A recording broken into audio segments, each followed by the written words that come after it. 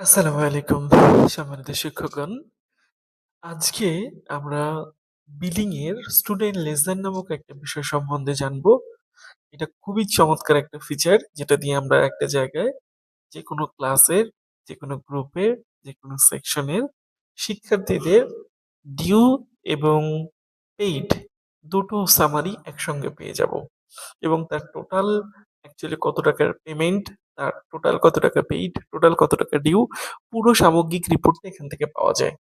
চলুন আমরা দেখে নিই স্টুডেন্ট লেজার ম্যানেজমেন্টটা আসলে কি।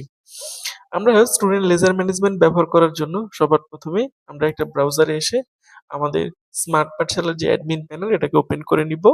এরপরে আমরা সোজা চলে আসবো বিলিং এ, এখান থেকে চলে আসবো রিপোর্টে, এখান থেকে চলে আসবো স্টুডেন্ট লেজারে। এরপরে আমি এখান থেকে আমার প্রয়োজনীয় শিক্ষাবর্ষ, আমার যে কোনো আমার প্রয়োজনীয় ক্লাস এবং আমার শাখা, প্রয়োজনে আমি ক্যাটাগরি চাইলে পারে আমি ইউজ করতে পারি, না চাইলেও কোনো সমস্যা নেই, এটা অপশনাল ফিচার। এটা দিয়ে আমি সার্চ করলে পারে আমি পেয়ে যাব বেসিক্যালি আমার স্টুডেন্টদের লেনদেনের হিসাবগুলো।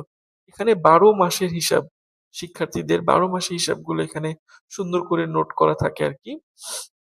আমি অন্য একটা ক্লাস নেই, এখানে রিপোর্ট অ্যাভেলেবল। এখানে আমি দেখতে পাচ্ছি যে অলরেডি জানুয়ারি মাস চলে আরকি। সরি, এটা ফেব্রুয়ারি মাস চলে। ফেব্রুয়ারির ১ তারিখ। এখানে অলরেডি গত মাসের বিলগুলো তৈরি করা হয়েছে। এখানে খেয়াল করলে দেখেন যে ইয়ার, এরপরে ক্লাস, তারপরে সেকশন, তারপরে ক্যাটেগরি দিয়ে সুন্দর করে আরো কিছু তথ্য আছে সামনে। এখানে সিরিয়াল আছে, তারপর বাচ্চাদের রোল আছে, আইডি আছে, নাম আছে। এবং এখানে জানুয়ারি যেহেতু অলরেডি বিল তৈরি হয়েছে, এখানে ভালো জানুয়ারি হিসাবটা এখানে সুন্দর করে দেওয়া আছে। এই সবুজগুলো হচ্ছিল পেইড, লালগুলো হচ্ছিল তার ডিউ আরকি।